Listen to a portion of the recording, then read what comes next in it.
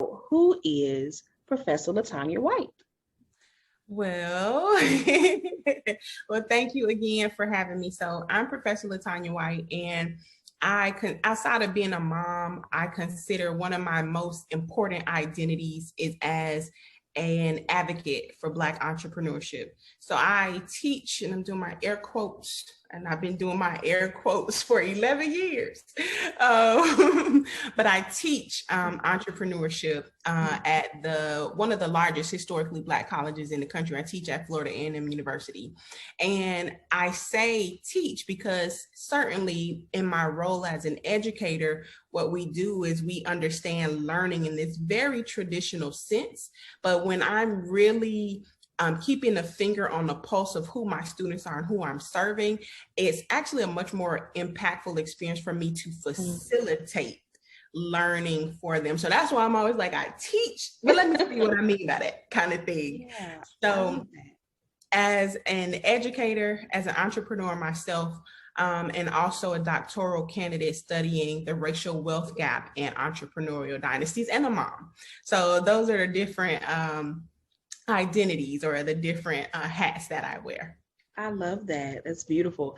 I love that you have taken teaching, air quotes, and you basically what I hear is that you personalize it to your students. I think that's super important as a mother as well, to see my daughter matriculating through, school, and the higher it gets, the more I'm like, you know what, I just can't wait for you to get out of school, because it's so different than when I grew up, and the system is very broken in so many ways, especially for our children. And so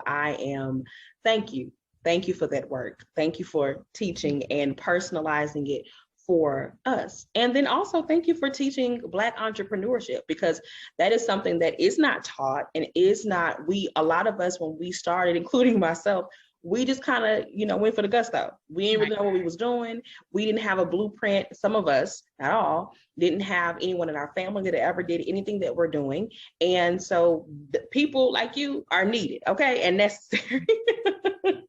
So thank you so much. What led you to want to be an advocate? Like, you probably could have done a lot of things, but why be an advocate for Black entrepreneurship? That is such a great question. Like, I've never been asked that question, and I don't think I've ever had to pinpoint when I evolved from being just an educator to being an advocate. But as I think back on it, I know, I can remember vividly the day and where I was, and where I actually was over here. I'm not sure if you can see this on the map. I was in Bali, Indonesia, when I realized that I needed to become an advocate. Like, I didn't have the language, I didn't have the words, but there was an experience there that was so indelible that really changed what I understood my responsibility to be. I had participated in an entrepreneurship accelerator. It was the first time that I really began to understand what social entrepreneurship was. And I had been teaching, right? Here we go with air quotes. I had been in the classroom for about 4 years, I think I'd say. And I felt the walls closing in on me. I felt like the impact that I could have in front of the classroom was severely limited. And I was like, you know what? The entrepreneur in me is not feeling this. Yeah, crying out. Yes. And I started looking at these different programs. I was doing research to really understand. I wanted to become a better entrepreneurship educator. And I found, Kaufman had a program, the Ice House had a program. There were programs everywhere. And I said, Lord, I'll never be able to consume all this information. But luckily, I don't know how I was targeted by this Facebook ad, but there was a program being hosted in Indonesia that was looking at social entrepreneurship advocates. And I applied to the program, still knee deep in teaching. At the time, I had been assigned to 4 classes, and I was like, let me slide this resignation letter because I don't want no problems. Right. But my dean, who and she still teases me about this. She's still like, now, aren't you glad I didn't let you go? Aren't you glad I didn't accept that resignation letter when you tried to give it to me? But fast forward through the story, it was a 30-day program. And the goal was to go from idea to market within those 30 days. Okay. Because they were going to give us all the resources, mentoring, as much as we needed to make that happen. And I have a good friend. She and I are still really good friends. This was back in 2013. We got to day 26 and I asked her if she was ready. Like, her idea was to help empower and teach other Indonesian women how to build e-commerce websites so that they can generate more income for their families. This was in 2013. She's talking about e-commerce. Right. And I was so excited for her. And I asked her if she was ready. She's like, I don't think I can do it. I don't think I'm good enough. Wow. And I had one of those "that's so Raven" moments, right? Because I've been having those same conversations 13,000 miles away with students, same conversations with clients who all were ethnic minorities. Yeah. And the thing that really gives me chills is that the place where she's from in Indonesia, her ancestors were the slaves of that country. Wow. Wow. So it was at that point, and like still talking about it still gives me chills, because I'm like, the impact, right? Yeah. The impact of that generational narrative and what's in our DNA is still manifesting in some ways that's still holding us back. And I think that was the turning point for me. So powerful. So true. Even as you say that, it really resonates with me, because I'm the same way. I have so many I don't know moments, even though I know the power that I possess, the talents, the gifts, the abilities, and just the God power in me, right? But there are so many things that I can honestly say that I did not go after, and I have not still, even though I'm doing this, that I haven't done because I did not feel like I could do it, didn't feel like I was worthy of it, didn't feel like not that it wouldn't hear me. If you hear what I'm saying, I'm not saying that it wouldn't succeed. Isn't that crazy? I'm saying my doubt is in me. Not that if I know if I do it, I can do it and it'll be successful, but it's me. And I think that, like you said, that is a conversation. That is the thought process of so many women. Speak to that really quickly. That wasn't even on my notes, but that's so good, because so many people, not just women, there are so many men who don't believe that they're worthy. Right. And it's sad to me, but it's a very real thing. Speak to that and those people that are listening and watching. So, and I'm gonna try to stay out of my bag because that happened in 2013. And as I was coming back from that experience, I began working and advocating for this concept that we were taught, like our first 2 or 3 days there, which was business model generation.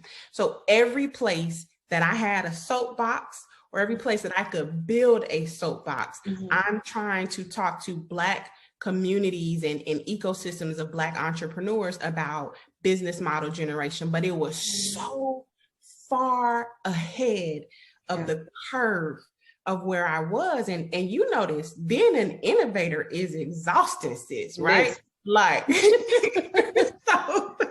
so I had to really kind of step back and say, well, wherever I am is where I can serve. And that's when I came upon my doctoral program. So the program is through Antioch University's Graduate School of Leadership and Change.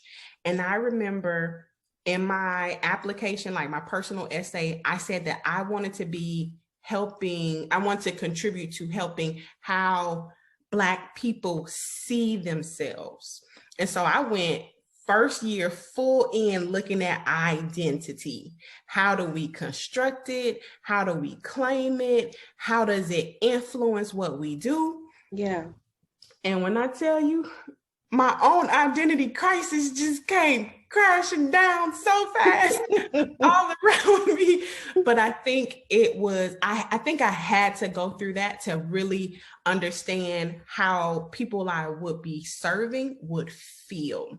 Right. And so the identity piece is such, like you can't get away from how you see yourself in the mirror, how you, like the narrative that you say up here, and how that shows up in your branding. Yes. And it shows up in your pricing, it shows up in your customer service. And so what I really start, and I know you said we'll talk a bit about becoming fearless, but the F in fearless is foundation.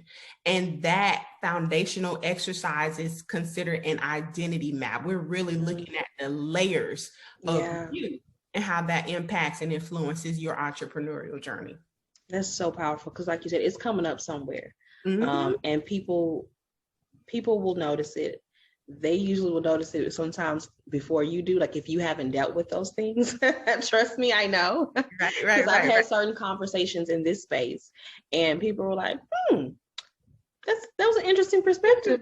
You know, what was that rooted in? And I'm like, what? That's just how I feel. And it's like, no. Then when I think about it, I'm like, yo, that's an area that I haven't healed, that I need to go back and assess. So that's really good. So let's jump into some of the things that I'm excited about learning about. I love your platform, and again, the work that you do. And as I was doing my research, I'm like, I have not heard of some of these things, or maybe I heard of it and I didn't quite understand. So let's jump into that. You talk about dynastic wealth versus generational wealth. And we hear a lot about generational wealth. We hear a lot about that, but the term dynastic wealth is something I've never heard of. Can you elaborate on that and what that is? Yes, so there is a report by the Institute of Policy Studies, and their whole mission is to, one of their research areas is on the racial wealth gap. So everything that they're producing in this one particular research arm is looking at how did the racial wealth gap start, who has the money, how are they making it, how are they keeping it, and how does that perpetuate and widen the gap. One report that I stumbled upon, so this was issued in 2018, and I stumbled upon it early 2020, so early in the pandemic. And what they talked about was inherited wealth dynasties. Like that's literally the subtitle of this report. It's the Billionaire Bonanza Report of 2018, and it looks at inherited wealth dynasties. And I'm like, what is this? So, you know, I'm like you, because you hear of, you know, or Asian dynasties from ancient China. We hear of political dynasties like the Kennedys and the Bush families, right? But there is a such thing as an entrepreneurial dynasty. And as I'm looking in this research, as I'm reading through this report, they're talking about the Rockefellers, the Fords, the Waltons. And what I had to do, like as a scholar, you know, you can't take everything face value. Right. Really have to go as deep as you can and get to the origin point. So I'm going through all these books and all these reports, and everything that I'm seeing is indicating that a dynasty is established at the third generation. So when we're hearing about generational wealth, and I have a 6-year-old daughter, so it's a good example for me. Typically, when we're hearing about generational wealth, it's between me and my 6-year-old daughter. Right. Dynastic wealth is me, my daughter, and her children. And it inherent, like it's required that it reaches that third generation to get to dynastic status. And it's not just that I become a grandmother. It's not just that my grandchildren turn 18 or 25.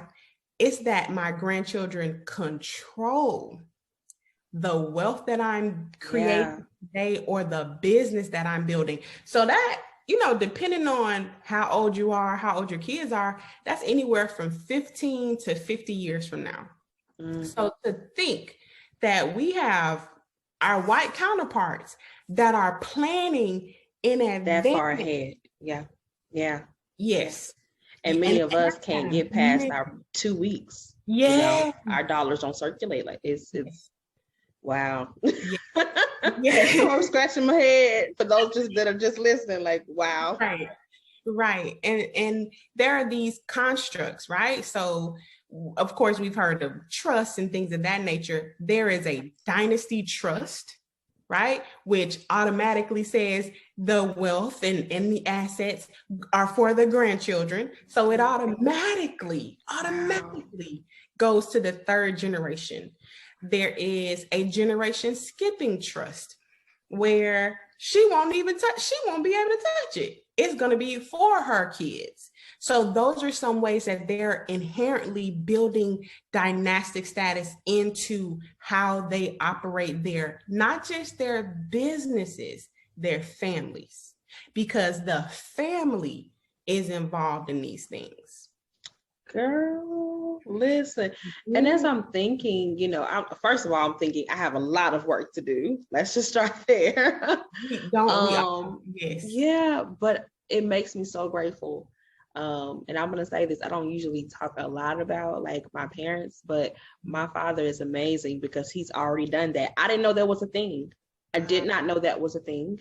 Again, I didn't know when I saw it, I didn't know what that was. But my father, from the time he knew that we were coming into the world, there are certain things that for my daughter, I have not had to worry about and that her children will not have to worry about because of my father. So I don't know if he'll listen to this, but thank you, Daddy, because I didn't even know that's what, but we have dynastic wealth. Yes. That is amazing. So you also talk about dynastic wealth as it pertains to first generation Black wealth creators. So let's break that down a bit as well, because a lot of us are kind of in that category. So remember I shared that my first year, I'm really looking at identity and identity specifically for Black entrepreneurs. There are these two approaches to identity development.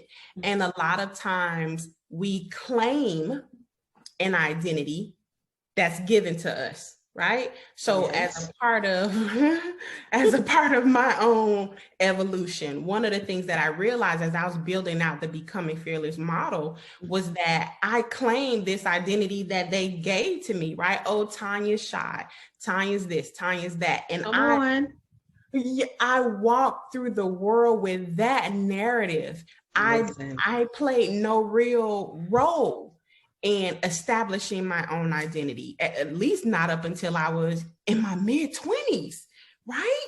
Yeah. So there is the identity claiming, but for Black entrepreneurs, we really have to construct an identity. And so that's where the worthiness comes into play, that self-efficacy that says, I am worthy, I can do this, I will be good at this, this is my purpose, this is my calling.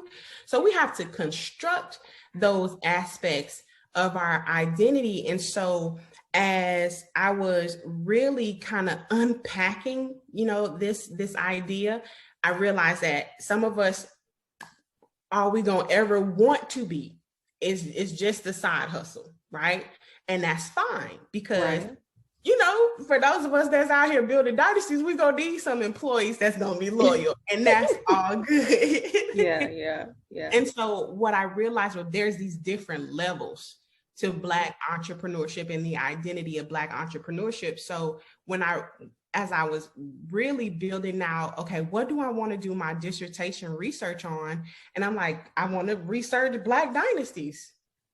It's so hard to find them because, for one thing, we aren't capturing our stories enough, right? For another thing, the story got to be at least 3 generations in. And so I said, okay, let me start at generation 1. I mean, this is the time, right? This is the time to really start to help people see themselves as not just hustlers or not even just entrepreneurs, but wealth creators, because those two concepts are two different things. Yeah. Man, listen, you said so much there. But this is why I have the platform to have these conversations. I tell people all the time, this is not a podcast for trending topics and cool stuff. These are the type of conversations that need to be had, because we do need to know that we have the power to create wealth and that we are wealth creators. And like you said, not just side hustlers again, there's nothing wrong with certain things and pursuing certain things, but I think we have to see ourselves, like as we really are. And like you said, you know, really it's a tearing down of and reprogramming of the narrative that we've lived out. Like you said, I did it for years until I was like, when I hit 30, I had a whole identity crisis. Like, wait a minute, something's different. Who am I? What am I supposed to be doing with my life? Like, it was a whole thing, because for years I just accepted what was told to me, that I'm, like you said, shy, all these things. And there may be some truth to some of those things, but the way they affect us is how we live our lives out. And so I'm so glad you touched on that. That is so good. Tell us about the Becoming Fearless Academy. I, first of all, love that. What is that all about? Thank you. So Becoming Fearless Academy, and let me actually just kind of break down fearless. So fearless and becoming fearless is an acronym. So it's the process that I take my students, my clients, everyone that I work with, I take them through this process of becoming fearless, because I want to give credence and I want to acknowledge that you ain't gonna just be fearless overnight. I'm not here for that. I'm not saying that, because it don't work like that. It does not work like that. Right. So it's the process, but it's also the product, right? So on the other side of this work that we do together, this deep work, this strategic work that we do together, you also acknowledge for yourself that you're in the process of becoming fearless, that now you can take much more calculated and informed risks to ensure that your return and your reward that pours back into your business is it's feasible, it's practical. You aren't, throwing everything to the wall, right? Yeah. Right. So Fearless, the Ethics Foundation, I shared a little bit about, that's where we're doing some of that identity work, and then who you are as a first generation Black wealth creator, how that should show up in your branding, right? So your mission statement, who you're targeting, what problem your customers are facing. And then that leads us into the evaluation. That's where we're looking at, how are you showing up? How is the brand showing up in the marketplace, and how is it being received? Like, the colors that you're wearing, are those just your favorite colors? Or did you do the research on color psychology to make sure that whatever those colors evoke is in alignment with what your customers want to feel, how they want to feel? Intentionality. Exactly. From there, we do some analysis. We're looking at who you're up against, how you position yourself in this innovative way by solving the problem that your customers face. I mean, we know there's nothing new under the sun, but if you're paying attention to how people feel, then what we do as we're working together is pinpoint and identify what's called a blue ocean strategy. Like, ain't nobody out here in these waters. They're real calm. We smooth sailing out here. We gonna leave all that choppy water where they're, fighting for blood and all of that stuff. We're gonna leave that back there. So that comes through the analysis, but it's the retraining module that's probably where the hard work really happens, because that's when we're talking about profitability. That's when we're talking about money and numbers. And so many of us, we shy away from really wanting to unpack the numbers. We say, oh, I'm new to this. I don't have as much experience as the next person. So their prices are here. I'm going to set my prices here. And that's not going to build a dynasty. That's not going to ensure that you're profitable. Those likes and comments and shares are not going to keep the lights on. But that's where so that's where, like, the foundation, we get a little teary-eyed and everything, but when we get to the retraining module, is really like, take your emotion out of it and let's think about your grandchildren, because that's who we're in this for to begin with. Right. I love that. And it really helps me, like, because there are things that I work through in this and in the things that I do. And there are some things that I'm actually undertaking at this time, some other businesses and things like that. And so to think of it in that way, like a step by step, and not feeling like you got to go all in. And if you don't, then you're not committed or passionate about what you're trying to do, because that is a narrative also that is put out there, like you gotta go for it, you gotta, and if you're not doing that, then you're not passionate and you don't really mean, and it's like, no, some things just take a little time. Okay, I gotta work through this. And especially when you're overcoming and you're reconstructing and you're doing all of the things that we've already talked about. So I love that. What does the future of Professor LaTanya White look like? Like what else, like you haven't done so much already, what else can we look forward to with you? Thank you for creating the opportunity to share that. So when I tell you, I ain't never wanted to be finished with something so bad in my life. But I am almost there. So I'm actually in the recruiting phase for my dissertation. I'll be interviewing Black beauty entrepreneurs. I want to focus on one industry at a time. Mm-hmm. And with my dissertation, that will be the Black beauty industry. But post dissertation, I look forward to interviewing Black real estate professionals, Black communications professionals. Like I have a book over here. It's the Encyclopedia of African American Business History. And it captures stories from 1619 to 1996. Wow. And so I got the book and I'm, flipping through. I'm like, 1996, where the rest of it? Like, what happened since then? And so there's no one publication that captures our story. And this has biographies. It talks about business, about the products. It talks about the founders. But there's no one publication that continues to tell that story. And so I didn't know that I wanted to, because I was writing in my draft. I was like, well, who's going to tell the rest of the story? And the editor was like, well, you. Like, okay. So that's what's next for me. In addition to with Becoming Fearless Academy, I really kind of extended it. I built it into this online community. It's the Dynastic Wealth Community, free membership. And it's just a place where I gather all the resources, everything I've learned, and put it in one place. But I extend that last aspect so I left off at retraining. We get into leverage, efficient systems, and sustainability. And sustainability is really the dynastic wealth part of it. So that's how Becoming Fearless Academy has evolved. And that's where I hope that, Lord willing, my next evolution will take me into helping change the narrative. Yeah.